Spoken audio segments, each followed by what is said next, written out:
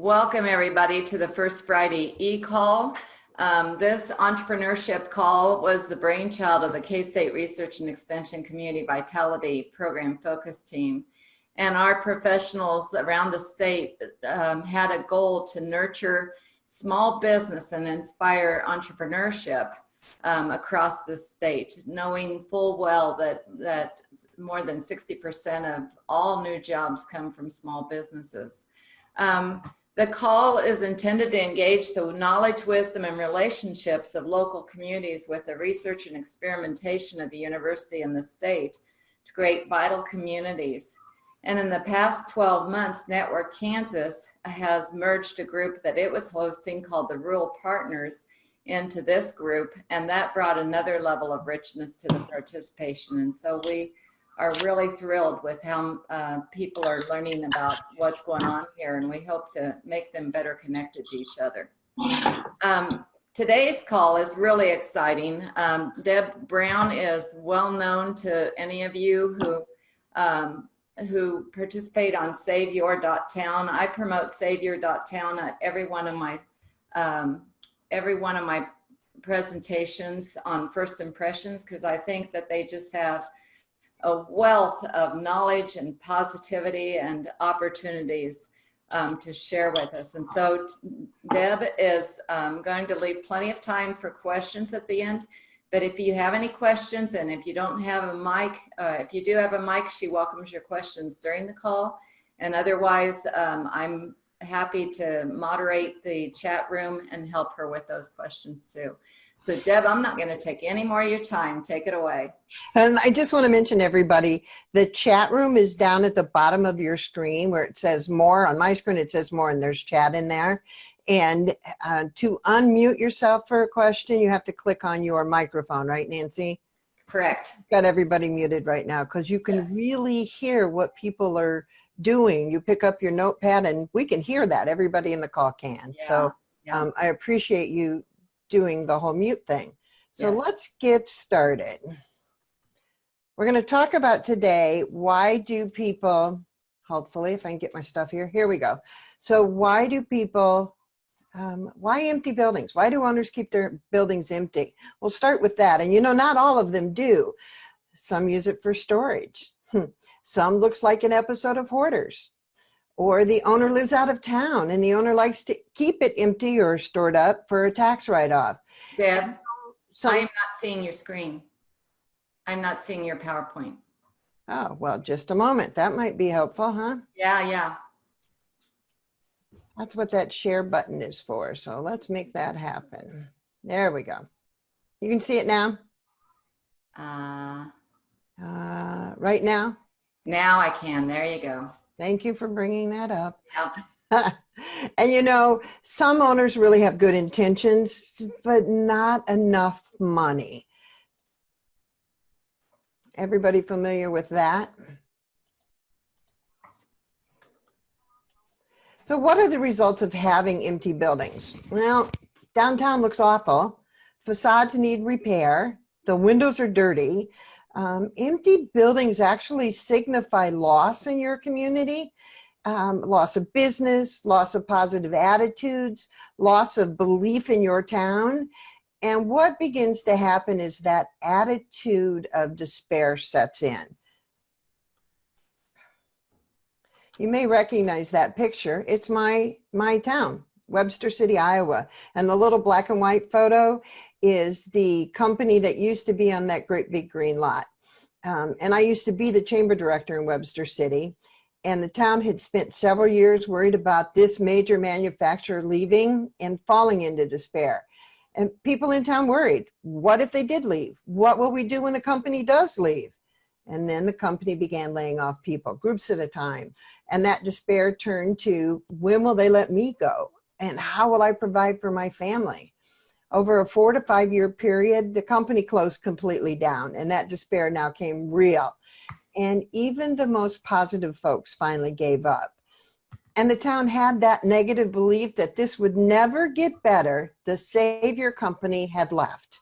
Businesses closed because they couldn't see a way forward. Building owners began to see how they could use their empty buildings as a tax write-off or to fill it with storage. and no one wanted to talk about all the empty buildings. Nancy Kaiser had her husband's law office building for sale, but she didn't put a for sale sign in the window. She told me, I just couldn't bear to see another for sale sign downtown.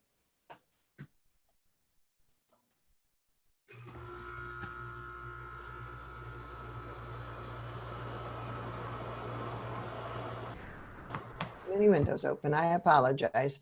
So I didn't know all this backstory. I was a newcomer in town with a pretty visible job, director of the Chamber of Commerce. And on my way to that job interview for that job, I counted 14 empty buildings downtown.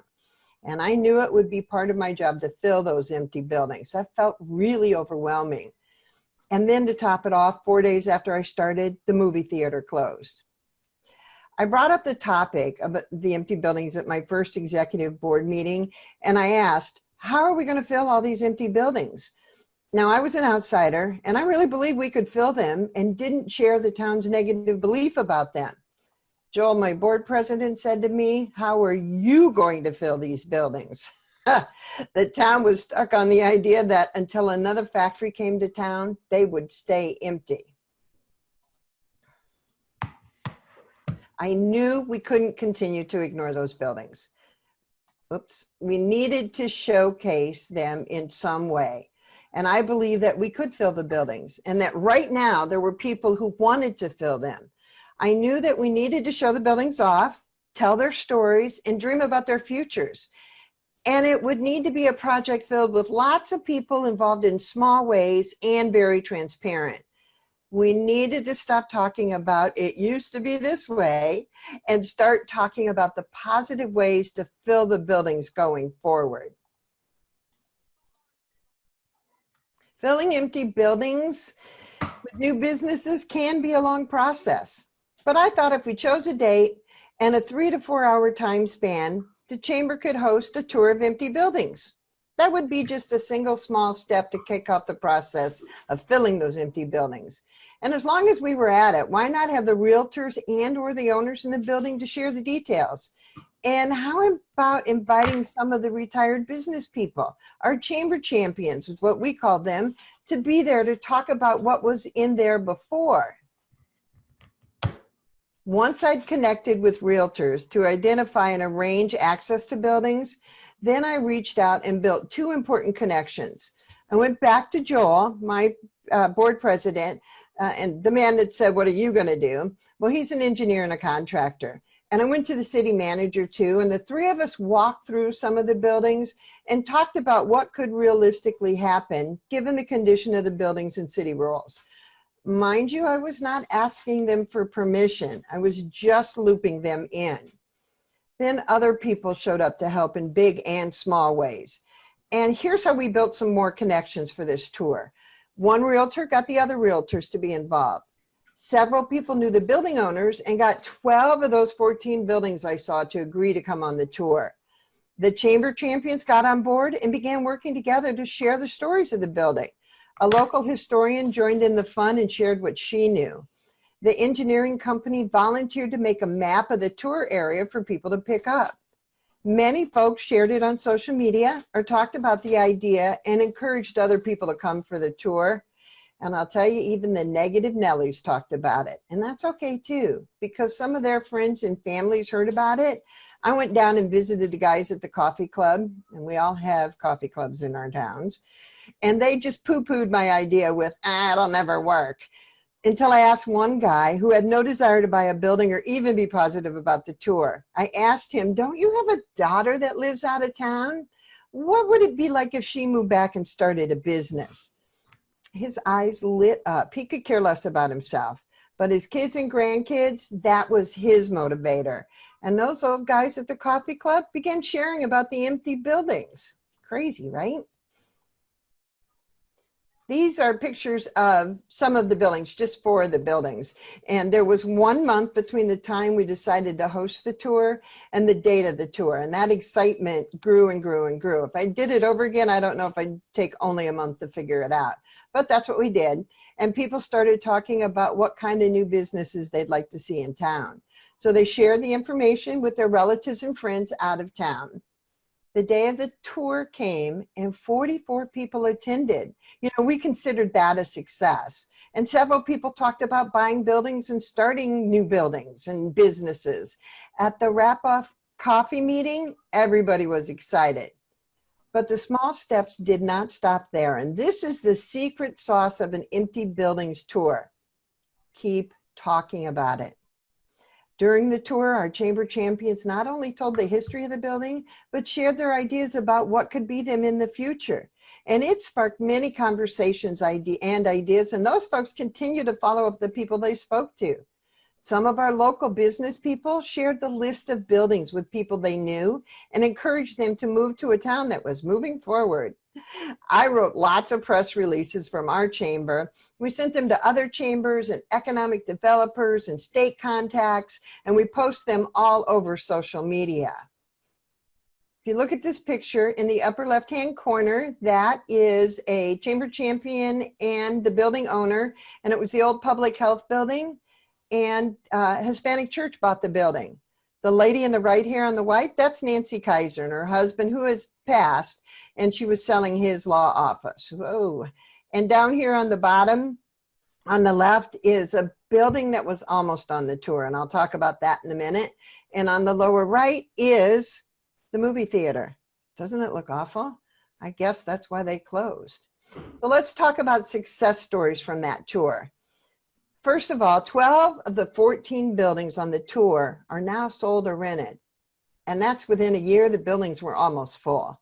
There's a new plumbing company, a new health-related business, that Hispanic church I talked about, 2 new clothing stores, a new Mexican grocery store, the movie theater reopened, a new retail incubator program filled 2 buildings, a vintage store, and Nancy's law office was bought and is today a tattoo shop. So the empty buildings were a statement on the economy. The tour was the statement that we believed in ourselves and we'd fill these buildings. And that, if you do the math there, you can see 66% of those empty buildings now have a business in them. That's certainly good news for me. Let's talk about the movie theater a little bit. My first week on the job as chamber director, they closed the local movie theater. And you know, this could be any historic building in your community. Just think about what those might be. And maybe a historical house or something that matters to everybody in the community.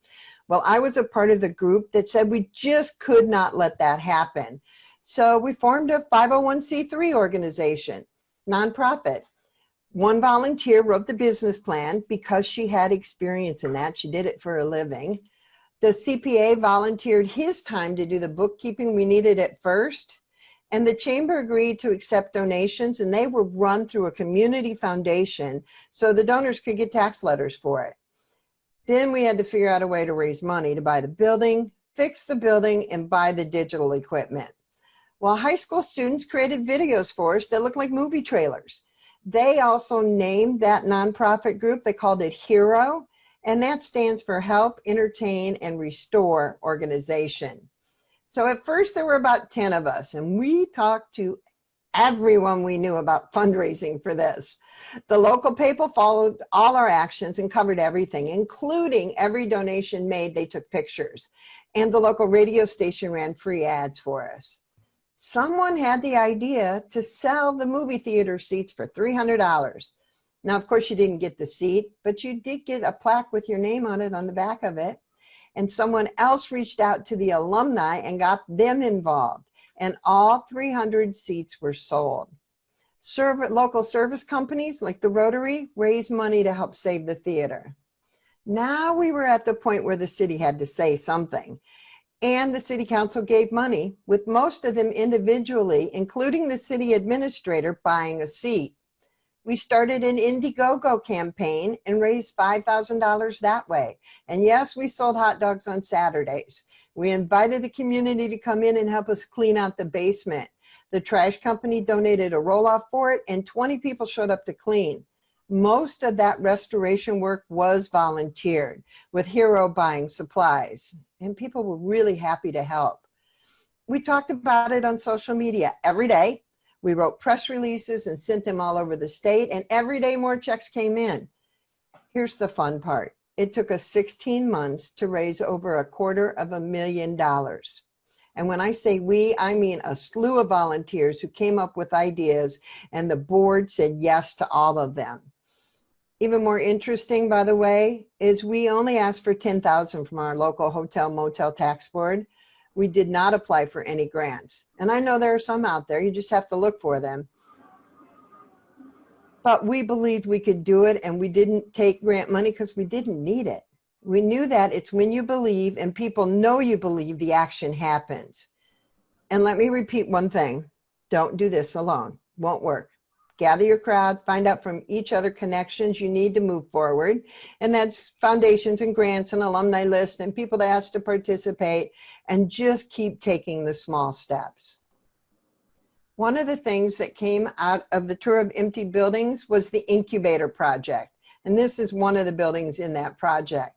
It's real informal. We had a building owner that had several buildings downtown. So I approached them with the idea of an incubator project. I had just been to a farm and saw one of the old incubators, and that's what put it in my head. And it's pretty simple. Put your buildings in the program, offer 3 months free rent, and reduce rent for the rest of the year. And the person that's in the building will pay all your utilities. The chamber agreed to help the businesses that went into those businesses, buildings, with marketing, and the Small Business Development Center, SBDC, came in to help the business with creating a valuable business plan. Now, what were the benefits to the owner? At least their utilities were being paid by someone else. And you know, every building needs love, and this provided that. And the business could leave at any time. Remember, it's just a way to test out their business idea, or they could stay as long as they wanted. Did it work? Yes, it did. The building owner put 3 of their buildings into the project. 3 new businesses came in and tried their idea inside the Incubator Project. Today, one of those businesses is still in town and thriving. There have been several businesses in the other 2 storefronts. Well, one has now bought their own building and expanded their business. Another is opening their own new restaurant. There are again 2 storefronts left available as part of the Incubator Project 5 years later. Now, you may think that our results in Webster City are because we're special or something. Well, it's not true. Any town can do this because the magic is in the conversations you create, not in the buildings themselves. I was on Embedded Community Experience in Bennettsville, South Carolina, and we looked at a ton of empty buildings on a walk around. Since then, the folks that were on that walking tour last March had been talking in their community about what could be possible. And I've already heard back from 2 gentlemen I met there and spent some time visiting with. They've opened up this business, Quality First Antiques. And it was simply because they found an empty building on a walking tour. And during the conversation, these 2 retired guys found that they believed in their town and the business they could do. Now let's talk about a few problems we tend to run across. One of the most common issues we hear about are absentee and reluctant building owners. These can be the people who don't live in town or maybe never lived in town. Often they can be corporations that are completely unresponsive, and we'll talk about some ideas for them later. But sometimes they're local, and they just don't seem to ever do anything with their buildings. Well, first of all, when was the last time you actually talked to them? You know, sometimes we think we've talked to someone, but we've just driven by the building and got frustrated about the appearance and said to ourselves, I'm going to talk to that guy. Then life took over and we forgot. Well, call them up and invite them to coffee or a beer. What's wrong with a beer, right? Talk about the big goal with them, the future, how their building could be part of it in your town, and talk about their grandkids. And use activities and projects like the Empty Buildings Tour as an excuse to reach out, even if they're not participating. Now, another common problem is building owners who are asking for rents that are much too high. And often this is because the building owner is from a larger city where these rents make sense. Well, here's how one small town dealt with that issue. Julie Worley took rent negotiation authority from building owners, and she filled buildings. Now she works in Rocky Ford, Colorado, 3,200 people as economic development director. And by the way, Rocky Ford is known for the melons that they grow and sell there. She called all the empty building owners, learned everything about the buildings, and found out what they wanted for rent. She created that big list. Then she offered to get the buildings rented, but only if they gave her the authority to decide what the rent would be. Only one building owner said yes. He had one building with 4 storefronts, and he was an out-of-town owner. So, for example, in one of those storefronts, he wanted $450 per month. Now, Julie knew someone who wanted to open a coffee shop, but there was a lot of plumbing work that would have to be done first. So Julie had that woman pay the owner $100 in rent and use the other $350 to pay against the plumbing until she had recovered her cost. Took her 18 months to pay it off, but now she was paying that owner $450 a month. And Julie filled all 4 storefronts in exactly this kind of way. Now, you can imagine the other building owners now they want Julie's help. Even then, most were reluctant to give up control over their rent. So it was still hard work to get them to agree, but certainly worth trying. In her 10 years at Rocky Ford, Julie has helped 17 mom and pop businesses open. Wouldn't that be great in your town over 10 years? So next we're going to talk about the one single best strategy to fill your empty buildings with businesses. And it's not the same old one building, one business strategy. The single best strategy is to divide the buildings up. Now this is Copps Common in Napanee, Indiana. It's an old factory with 100,000 square feet of space that just sat empty for years. There was little chance another big manufacturer would swoop in and fill it all up. So a local family bought the factory. They've opened it up a little at a time for smaller uses. There's retail spaces, an ice cream shop, all kinds of cool and fun things. They now have 9 businesses there. They also do large and small event spaces for weddings and events and activities, and there's a business center. And they still have a lot more room to grow in the future. The secret? Rather than waiting until someone was ready to fill the whole thing, they just split it up. And now they've got a thriving retail space. Besides splitting up the spaces inside of buildings, you can also split buildings by time. There are buildings that are large and only used part of the year. This is the boat storage location in Roscommon County, Michigan. They have quite a few lakes there, and it's a great example. The building is full in the winter, but empty in the summer. On an embedded community experience there, I toured this building with a group of local people. And together we quickly found a way to use it in the summer. They just divided the building up and offered individual small spaces to local home-based businesses and crafters. This gave them the opportunity to try their idea out and to have their business in front of tourists during the season. Then at the end of summer, the tiny business is packed up and the boats get the building back all winter long. Dividing buildings up also works with your large problematic buildings like empty school buildings. This is Roosevelt School in Belle Fourche, South Dakota. A young couple purchased the school last fall, and the 44,000 square foot facility came online to use for events and businesses. And there's still plenty of building left. So there are other tiny businesses trying out their ideas in the space. Realistically, no one business could possibly fill that building, but lots of little ones could. The farmers market is a small step for people to test ideas out, and this building hosts both the summer and winter farmers market. One small business has dog training here. The Chamber of Commerce moved into the building, and that allowed at least somebody to be there full time to show spaces. They could show other possible business owners a possible space. The new owners looked at that old empty school and imagined it could be a space for business. They didn't see an old school building. They saw a new kind of building, a shared building that could be community driven and business driven.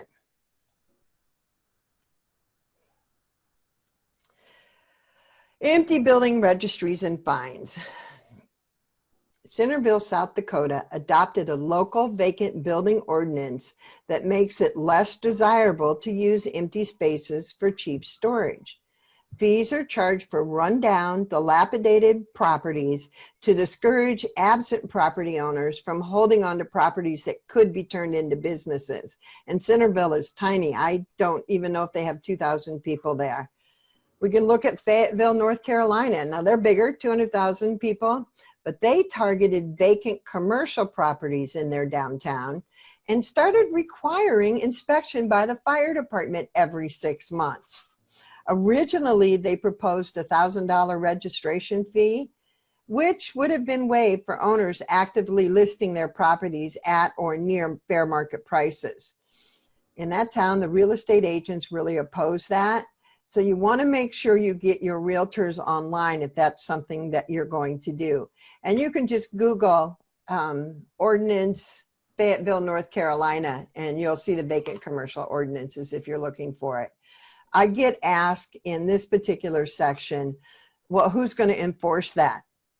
And one thing we found, Centerville did this, they went to the next biggest town and they hired a 1099 worker that comes several times a month to go and look at these buildings and enforce it. Nobody knows this guy. He's from another town. This is his profession. This is what he does.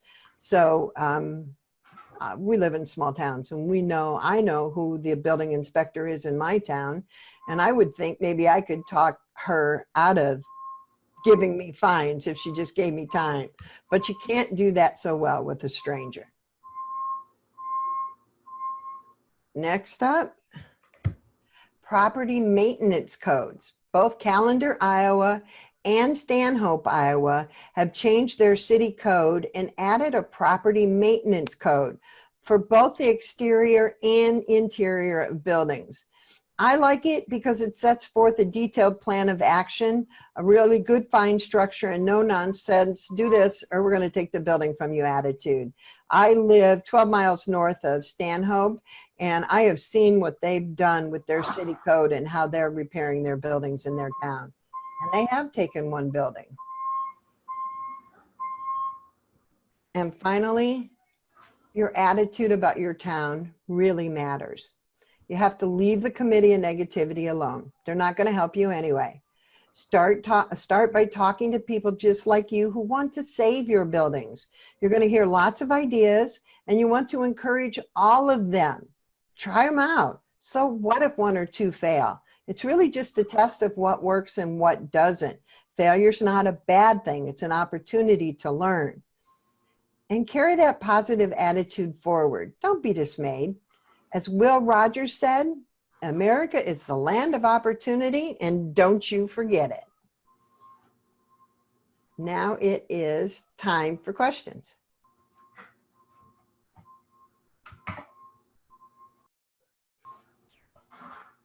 Nancy, are you there? I am. Yes, I had to. Can you hear me?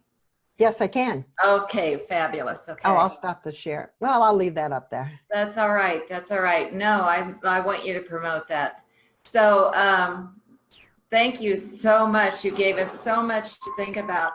You know, if there's anybody on this call who has been to Asheville, North Carolina, you know, let me put it the other way.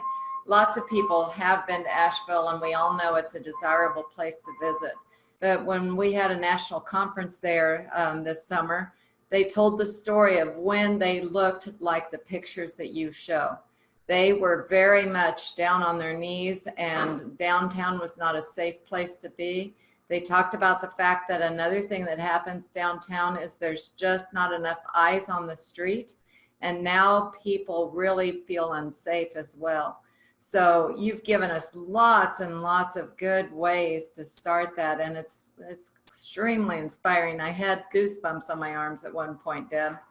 So let's do. I want to comment on Asheville because I lived in North Carolina almost 20 years ago. And I can tell you, Asheville was a town I worked in and it didn't look anything like it looks today. And that downtown area, somebody opened up a coffee shop that let artists come in, and next thing you know, you had all these really cool artsy kind of people making things and renting spots. And that's how it all started, just from that one little coffee shop.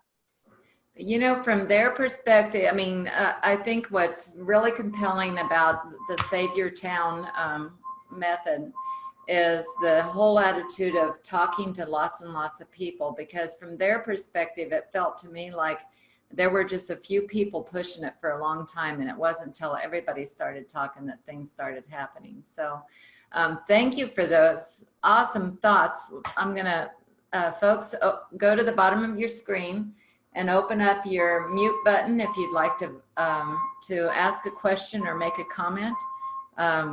She's given us a lot to think about.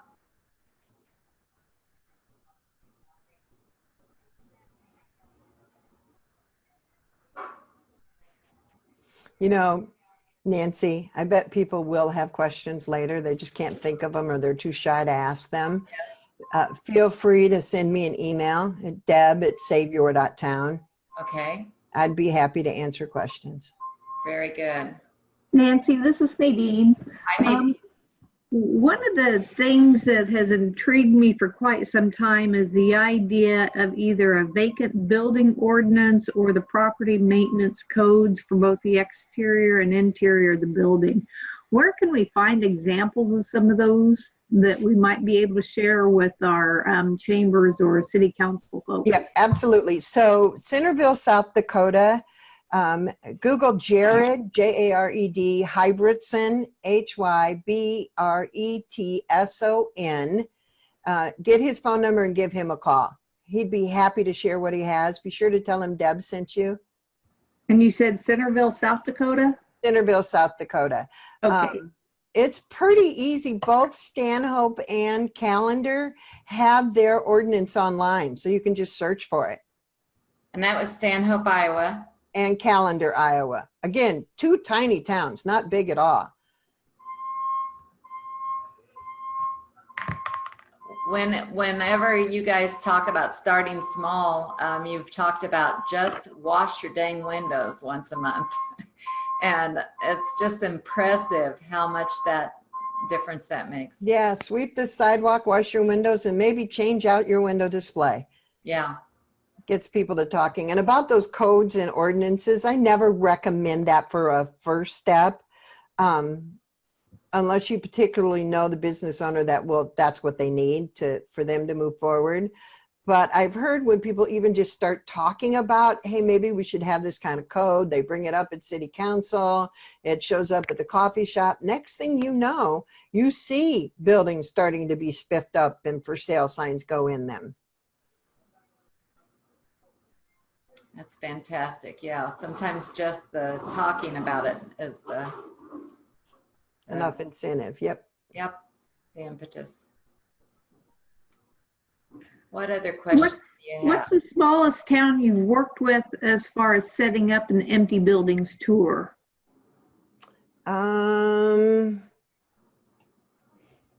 Maybe Akron, Iowa talked about it, and I'm pretty sure they did it. Akron is 2,000 people. I'm trying to think. Oh, Jewel, Iowa has done it, and they have under 1,000 people. Bennettsville, South Carolina is a little bit bigger. They have 7,000 or 8,000.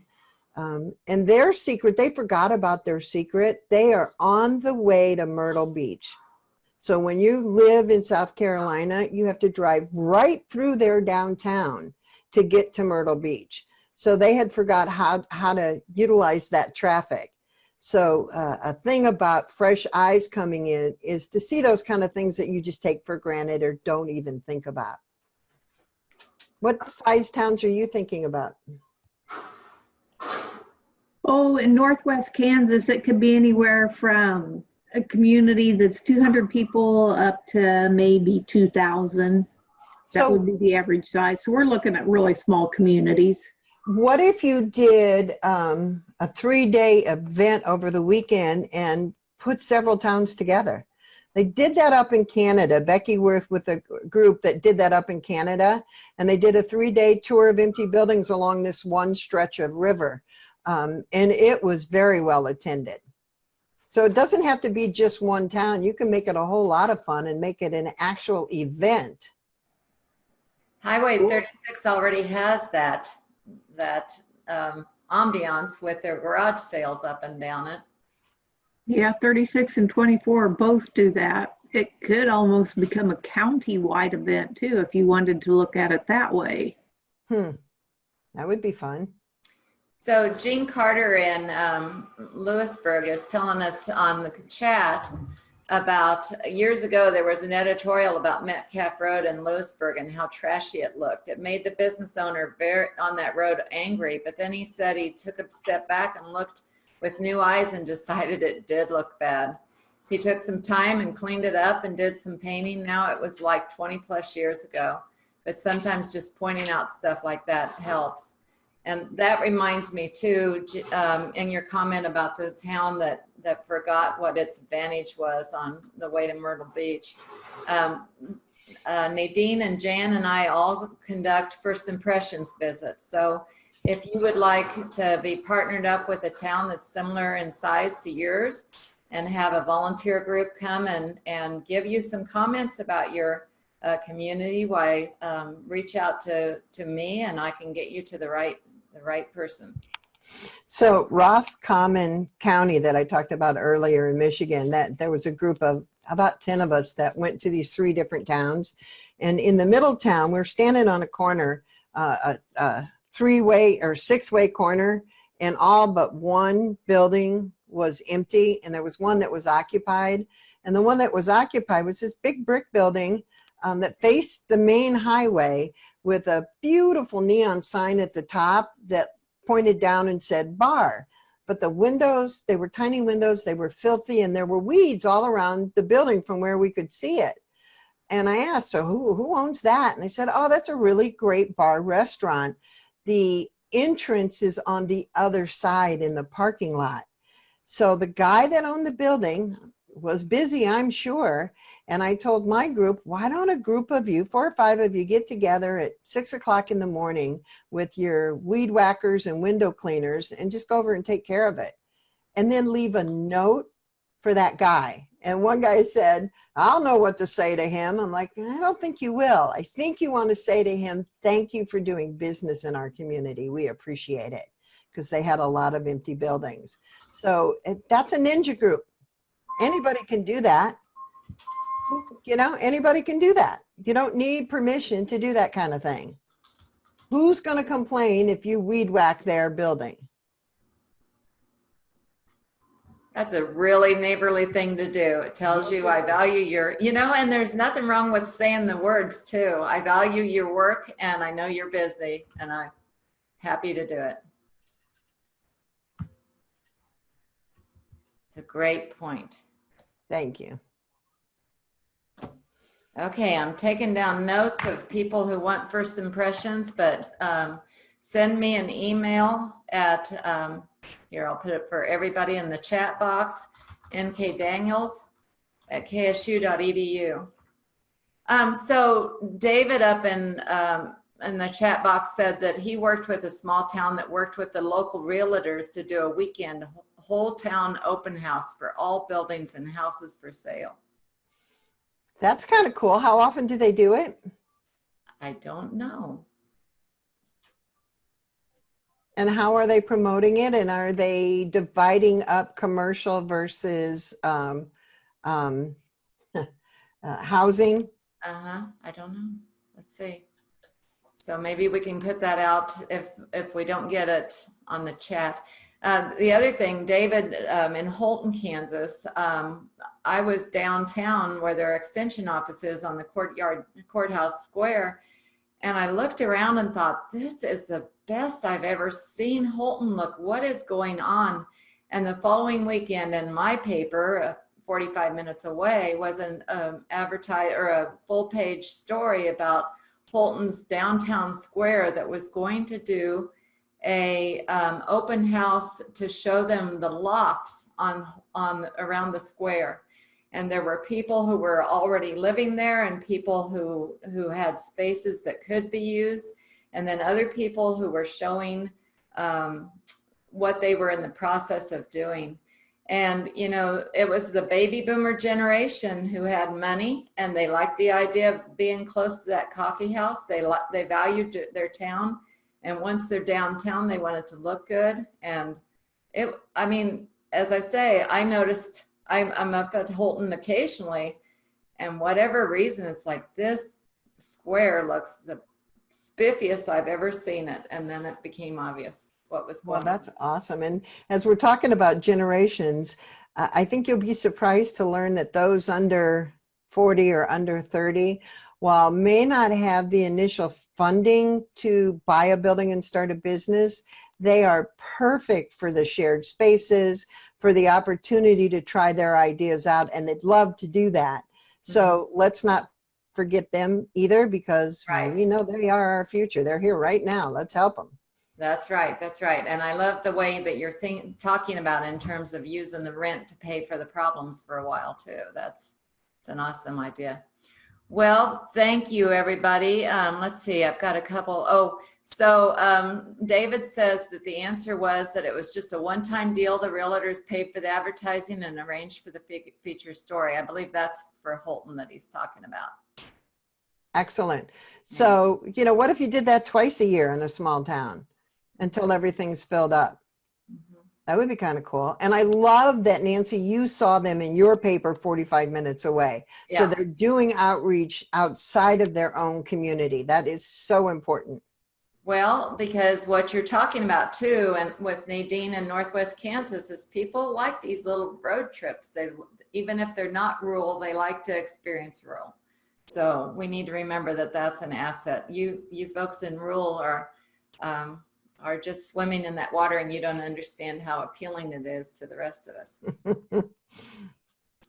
Okay, well, Deb, thank you so much. And everybody, Deb, go back to your screen if you can, or to show us your Save Your Town.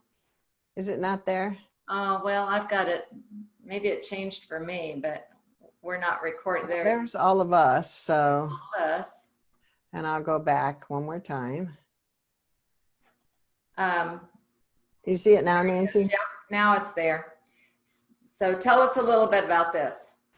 So Savior.town is our website. Becky McCrae is in Oklahoma and I'm here in Iowa, and we partnered up to work in small towns. And every month we do a video for sale. And this month, our half-an-hour video is creating events that people want to attend. I know everybody in this room has worked their behinds off making a perfect event, only to be disappointed because not very many people come. And I personally have learned how to create events that people want to attend. And we're going to share those stories. And you can find that at Savior.town. Fantastic. And if you can't be there live, just like this one, it's recorded and you can watch it later. That's right. So, partners, what's going on in your world? We'd like to attend your events. What are you planning, and what resources do you want us to know about? And feel free to open up your mics and open up your videos if you have them. Hello, Nancy. Yes, Michael. Yeah, Michael Womack, Small Business Administration. We're having an export event for business owners. It's a free event called Take Your Business Global. It's a forum, and we'll be partnering with Kansas Global Trade Services, the U.S. Export Assistance Center, and the event will feature not only information about how to do that, but also a panel of small businesses that have explored exporting and grown because of it. So there'll be stories as well as resources and information. The event will be Tuesday, September 17th from 9 to 1 at the Metroplex, Wichita State's Metroplex, North Oliver and 29th Street. So we're preparing for that. Fantastic. And you know, the Small Business Administration did a entrepreneurship session in January that we heard from a Clay Center entrepreneur who does his outreach just as methodically and one-on-one as we do local outreach, and he's become the exporter of the year for Kansas and been recognized I've thought about having him on the call in the future. What else would you like to share? Nancy, it's Randy Collett in Marion. How are you today? Great. Thanks, Randy. Two things that will happen before this group kind of gathers back. Our 41st annual Art in the Park weekend is next weekend. That's the 21st and 22nd, I guess, and the 21st. And if everybody knows, we share that same day with the Arts and Crafts Festival in Hillsborough, 9 miles down the road. So it becomes a full day for folks who want to take advantage of both locations. I've heard about you guys. Yeah. Then on the last weekend of the month, on the 28th, is Old Settlers Day. That's kind of, it's grown into a lot of class reunion kinds of things. But this year, in celebration of the 50th anniversary of the Walk on the Moon, not many people know that Neil Armstrong's brother lives here, and he has reached out to NASA, and they have brought a model of the space shuttle. It's already in storage at the warehouse out at the Cosmosphere. They will bring that here for the parade. And Dean told me last night, they have 12 great-grandchildren in the elementary school this year.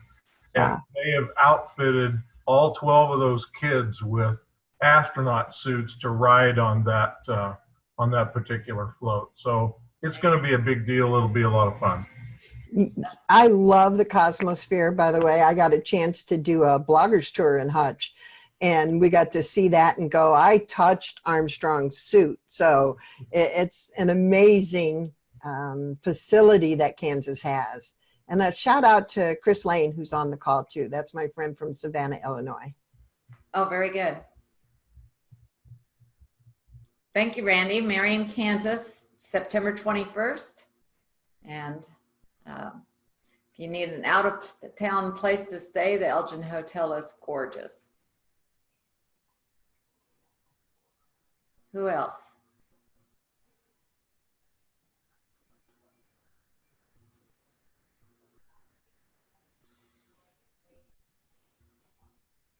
All right. Well, if you think of something later, feel free to email it to me and I'll include it in the announcements afterwards. Deb, hats off and thanks so much for giving us so much inspiration today. Thank you for having me. Always a pleasure. Yeah, thank you. We'll have to plan ahead for next year, what we're going to do next year. So everybody, if you have ideas of assets that you've heard about and you want the world to know about, why, let us know. And otherwise, thanks for joining us today.